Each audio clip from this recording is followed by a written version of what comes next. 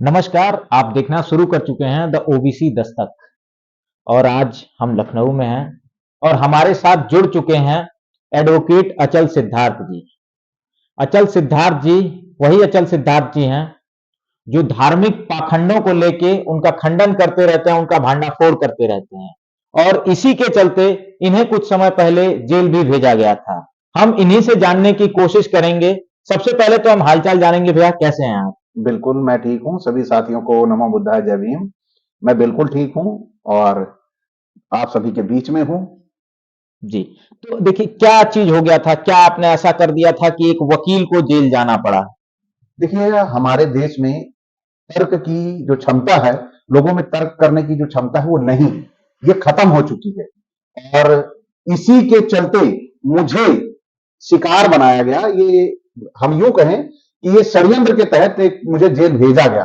वास्तविक तौर पर वो जो मैंने वीडियो बनाया था वो सच्ची रामायण एक पुस्तक है जो हाई कोर्ट और सुप्रीम कोर्ट के द्वारा विजित पुस्तक है और उसके अंशों को पढ़ने के बाद उन्हें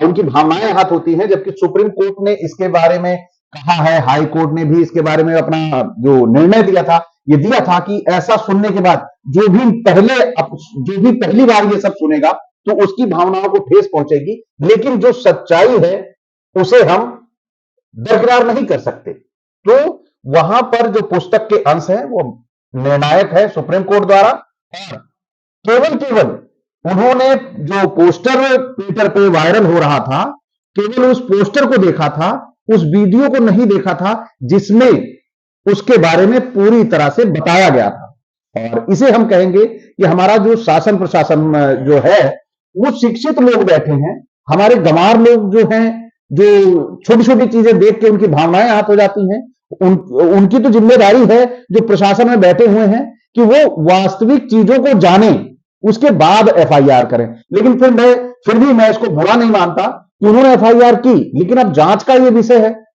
और सबसे बुरा ये लगा कि उन्होंने षड्यंत्र के तहत मामूली सी धारा में मुझे जेल भेजने का काम किया, जो कि वो मुचलका भर के मैं वहीं से तुरंत वापस आ जाता। अच्छा, मतलब आप ये कहना चाहते हैं कि आपने सच्ची रामायण का केवल व्याख्यान किया था अपने शब्दों में? नहीं, मेरे शब्द नहीं है। मैं अगर अपने शब्द में करता तो निश्चित तौर पर उसका उत्तरदायी मेरा होता, लेकिन पुस्तक में जो लिखा है, पुस्तक में ऐसा शब्द लिखा है कि पेरियार ईवी रामास्वामी ने एक भाषण दिया था और उस भाषण में पेरियार ईवी रामास्वामी के ऊपर उस भाषण के अगले दिन इन लोगों ने, जो मनवादी स्ट्रीम के लोग हैं, उन्होंने आरोप लगा दिया कि पेरियार जी ने राम को गुंडा और सीता को वेश्या कह दिया, जबकि पेरियार जी ने उसका खंडन किया और उन्होंने नहीं कहा था। और जब उन्होंने नहीं कहा था उसका खंडन भी कर दिया और वही अंश मैंने पढ़ के सुना दिए जो उस पुस्तक में लिखे हुए हैं और इसका पेरियार जी ने भी खंडन किया है। और मैंने भी इसे क्वेश्चन के रूप में कहा था कि क्या पेरियार ईवी रामास्वामी ने राम को गुंडा और सीता को वैसा कहा था? तो यह भी कहा गया है कि उन्होंने नहीं कहा था। लेकिन अब जरूरत यहां होती है कि हम जब तक वास्तविक चीजों को जानेंगे नहीं, तब तक हमारी भावनाएं आहत होती रहेंगी और हमारी भावनाएं भी क्या छुई नहीं हो गई हैं। मैं भी उसी धर्म से बिलोंग करता हूं जिस धर्म से वो है, लेकिन हमारे धर्म में अगर गंदगी कोई परोस देगा, अभी हम यूं कहें कि शिव जी और ये विष्णु जी, विष्णु जो थे वो नारी बनने का काम किया करते थे, है ना? जी और शिव चाहते थे कि विष्णु नारी बन के दिखाएं। तो क्या भगवान ऐसा कर सकते हैं जो खुद का हाथ ऐसे कर ले? आप देखिए, जो सर्वशक्तिमान है, जिसके हाथ में सुपर पावर है, वो सुपर पावर क्या एक दूसरे को नारी बनने को कहेगा? क्या जरूरत होगी उसे? वो तो स्वयं अकेले में रहेगा, एक बढ़िया से कहेगा सुंदर नारी प्रकट हो, और प्रकट हो जाएगी और उसका काम खत्म हो गया, उस नारी को डिस्ट्रॉय कर देगा। क्यों पब्लिक को बताएगा लोगों के बीच में जाके कि भगवान इतने गंदे थे? वो कौन लोग हैं जो भगवान को बदनाम कर रहे हैं? यानी आप उसे सुप्रीम पावर कहते हो, सृष्टि ब्रह्मांड का निर्माता भी कहते हो, और उसके ऊपर नारी का दुष्चरित्र भी लगा देते हो। तो हमें ऐसे लोगों को समझना पड़ेगा कि कौन है जो भगवान तक का शोषण कर ले रहा है। तो हम पिछड़े और दलितों का शोषण कहां बचा रहेगा? जिसने भगवान का शोषण कर लिया, भगवान के ऊपर चारित्रिक लांछन लगा दिया, वो हमको कैसे छोड़ देगा? यही मेरा सबसे बड़ा सवाल है कि इन जो भगवानों को भी बदनाम करने वाले लोग हैं, वो हमें कैसे समाज में जीने देंगे? हमारी लड़ाई ये है कि हमारे समाज से जो ये अंधविश्वास और पाखंड डाला गया है, इसको हमें खत्म करना होगा। जी, समाज में आप ये कहना चाहते हैं कहीं न कहीं भगवान का तो शोषण हो ही रहा है, समाज का ये लोग शोषण करते थे, पिछड़ों का शोषण करते थे, दलितों का शोषण करते थे, अब भगवान का भी शोषण करना इन्होंने शुरू कर दिया है, उनका चरित्र चित्रण अलग तरह से करना शुरू कर दिया है। जी नहीं, भगवान का शोषण तो इन्होंने सबसे पहले किया अपने हिसाब से। अब आपके सामने लेके आए, सबसे पहला सबसे बड़ा शोषण यह है, गणेश जो प्रथम पूजा का भागीदार है, उसे गोबर के रूप में प्रस्तुत कर दिया। अब इसी तरह लोग हो जाते, जैसे उन्होंने उसे गोबर का बनाया, कहा पंडित जी कहा ये गौरी है, ये गणेश, अगले ने मान लिया। अब पंडित जी कह रहे हैं 51 चढ़ाओ, 551 चढ़ाओ, वही लोग उन्होंने भी गोबर का बना के उसी तरह धर लिया होता, कहते पंडित जी आपने 51 कहा, ये लो हम 500 वाला दे रहे हैं। तो क्या पंडित जी स्वीकार करेंगे? बिल्कुल कभी नहीं स्वीकार करेंगे। तो बुद्धिमान कौन है? मान लेने वाला। अब इसको कौन बना रहा है? जो कह रहा है मान लो। बिल्कुल है ना? तो हमें इन षड्यंत्रों को समझना पड़ेगा। अब सबसे बड़ी बात हमारे समाज में भी है, हमारे समाज की भी कमियां हैं। वो आता है कहता है कि जाइए आधा किलो घी खरीद लीजिए और तरह तरह की सामग्री जो हमारे सेहत के लिए अच्छी होती है वो हवन करा के जला देता है। वही आधा किलो घी आप अपने बच्चे को खिलाओगे, वो शरीर से मजबूत होगा, पुष्ट होगा। तो कैसे आपका दिमाग वो डाइवर्जन करता है, कैसे वो, और उसने एक प्रमाण बना रखी है चेक करने के लिए कि ओबीसी हमारे जाल में कब कहां तक फंसा रहेगा। जैसे पहुंचा, उसने बताया कि गौरी गणेश है, गोबर को मान लिया, वो समझ गया कि ये मेरा पक्का वाला गुलाम है, उसके ऊपर टप्पा लगा दिया उन्होंने। उन्हें कोई डर नहीं, उन्हें डर है तो अचल सिद्धार्थ जैसे लोगों से। जी, आप तो देखिए अपने चैनल, एक यूट्यूब पे आप चैनल भी चलाते हैं, जागो पंच के माध्यम से धार्मिक जो भी कुरीतियां हैं उनका भांडाफोड़ करते रहते हैं, इनकी जो सच्चाई है वो उजागर लगातार आप करते रहते हैं। इसका क्या समाज में कुछ प्रभाव पड़ रहा है? लोग जागरूक हो रहे हैं, इनकी कुत्सित चालों को समझने का प्रयास कर रहे हैं? जी जी बिल्कुल। इसका सबसे बड़ा उदाहरण है, अभी 10 ही महीने बना हुआ है चैनल है और 1 लाख सब्सक्राइबर पार कर चुका है। तो आप समझ सकते हैं कि लोगों के बीच में जागो पंच का प्रभाव कैसा है, वो लोगों के बीच में कैसे उसका जनाधार बढ़ता चला जा रहा है। और लोग ये समझिए कि एक एक वीडियो ऐसे होंगे जो अभी भी मतलब समझिए कि 7-8 महीने का जो पीरियड गया है उसमें 8-8 लाख व्यूज से ऊपर है। तो इसका मतलब है लोगों पर प्रभाव पड़ रहा है, लोग जिज्ञासु है कि सच्चाई क्या है।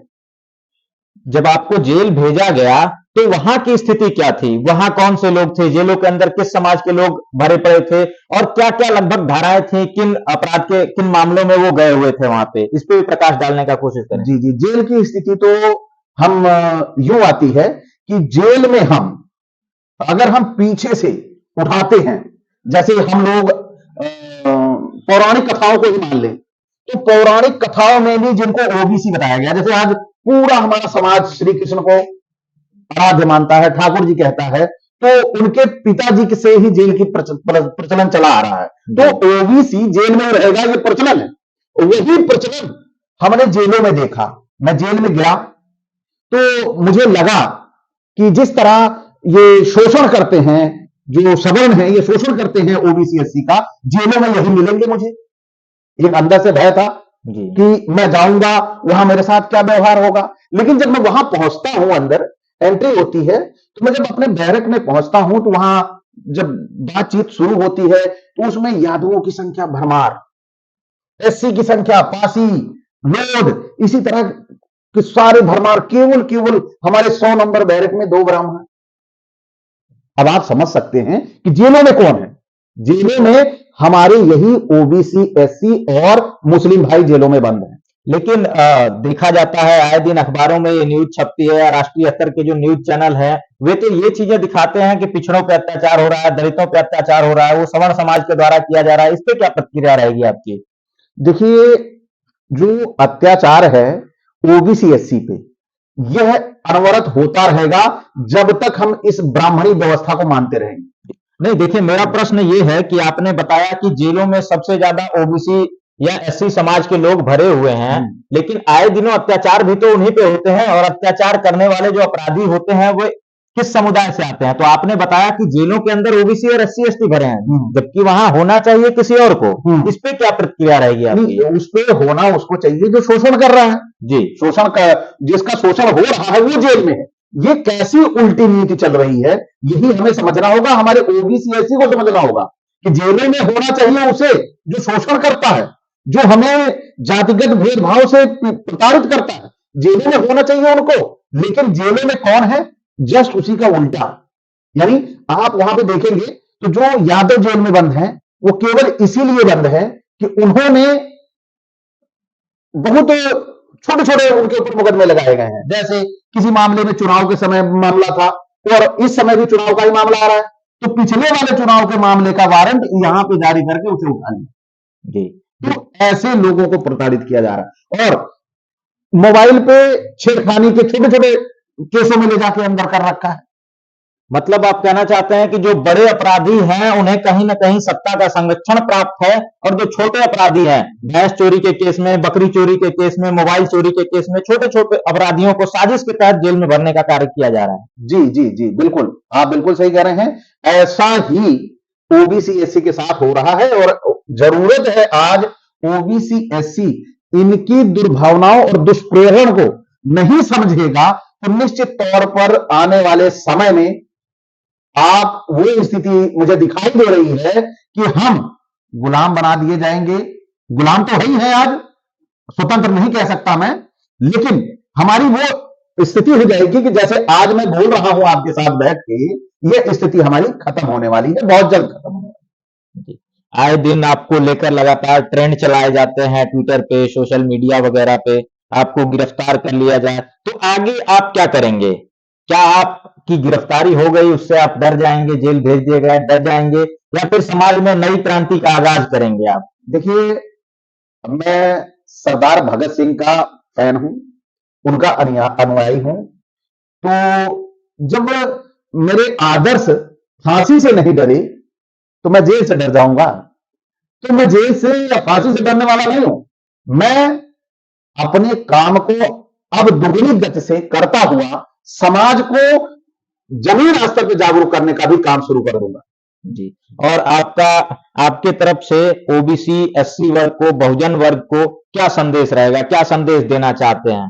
देखिए, जितने हम ओबीसी एससी हैं सभी एक ही समुदाय के हैं, एक ही जाति के हैं। हमें केवल केवल बांटा गया है और इतने विभेद पैदा कर दिए हैं कि हम एक दूसरे से सामंजस्य न बना पाए। इस षड्यंत्र को समझते हुए हम सभी को एक दूसरे के साथ उठन बैठन, खान पीन, शादी विवाह ये सारे जोड़कर करने होंगे, तभी जाके हम समाज से अपने जो हमने अपनी सत्ता खो दी है तभी हम उसे वापस पा सकते हैं। इसलिए सभी मतभेद हटाकर एकजुट हो जाएं, यही मेरा संदेश है। बहुत बहुत धन्यवाद। आप देख रहे थे द ओबीसी दस्तक, और आपको ये विचार कैसे लगे? आपने सुना कि एक बहुजन समाज के व्यक्ति को कैसे साजिश के तहत जेल में भेज दिया गया, तमाम धाराएं लगाई गई, लेकिन फिर भी बहुजन समाज डरने वाला नहीं है, टूटने वाला नहीं है। बहुजन हितों के लिए सदैव वकील अचल सिद्धार्थ जी लगातार लगे रहेंगे। देखते रहें द ओबीसी दस्तक। जय हिंद, जय भारत।